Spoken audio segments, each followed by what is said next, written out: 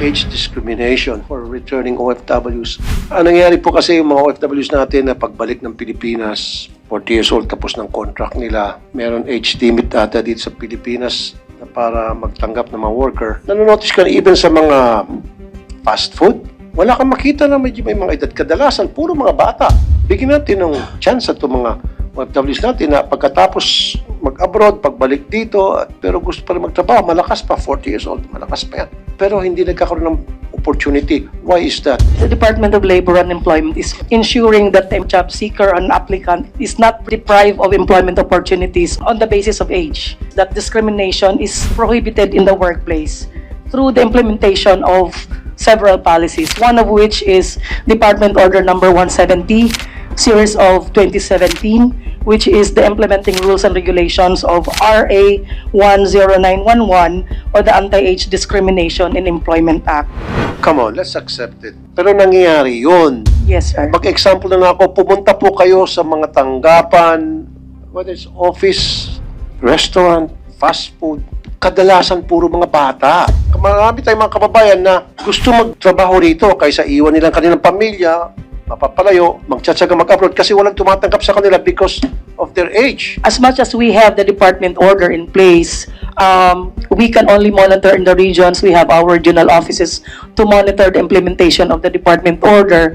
Pero sir, most likely, most often than not, it is management's prerogative po na nagpe-prevail than our... Okay, management prerogative. Why do we make it a requirement na lahat ng kumpanya kailangan merong may edad na nagtatrabaho dyan? Mga malls. Yes, sir. Mga sales lady nyo, dapat kuha kayo ng mga 40, 45, 50 years old. Okay, Hindi kasi sir. mga sales lady dyan sa mga malls. Mga bata pa po. Mga bata!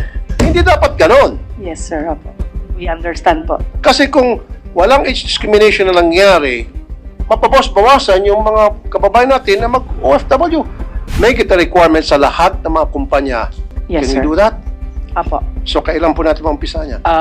We will recommend to the principal, to the Secretary of Labor and Employment, Secretary Benny Laguesma, and also the senior officials. At dapat We may will be having inspection. our YEPA, sir. May inspection by kasi 20. baka mamaya magpasa lang sila mga pangalan. Yes, Meron sir. inspection, compliance na to make sure.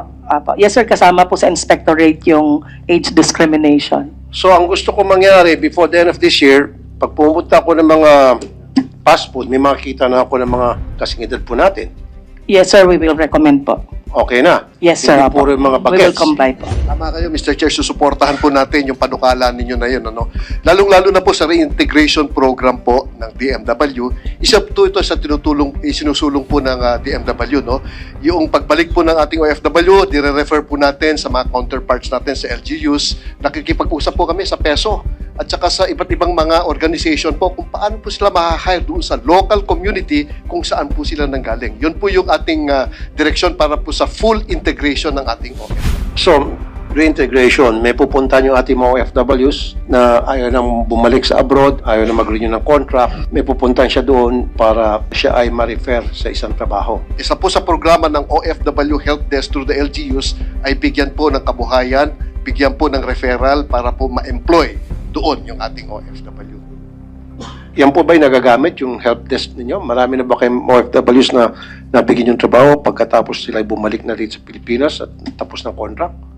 Do we have the numbers? Baka hanggang forma lang yung mga help desk na yan. Yung help desk kasi, Mr. Chair, connected with the PESOs, Yes. Public Employment Service Office. So, in that way, madali pong ma-channel yung, halimbawa, kung may mga available job openings po sa mga OFWs na nanunumbalik. Dole, I'm dead serious. Gusto ko, before the end of this year, pag ako'y pumunta sa mga mall, sa mga hotel, restaurants, sa mga fast food, meron na mga may edad na mga workers doon. Sige, Yes, sir. pwede Yes, pa. sir. Opo. Alam ko may mga programa inspection. ibang LGU, Yes, sir. mga nagpapasok mga senior citizen. Pero gusto ko yung across the board, lahat dapat. O, pumunta ka ng halimbawa sa mga mall, yung mga sales lady dyan, meron bang kasing edad mo? Ma'am, wala ano. Gusto ko sa mga hotel, Yes, sir. I will note may po that. makita ko may mga edad na mga kasing edad natin. Yes, sir. Wow. Okay.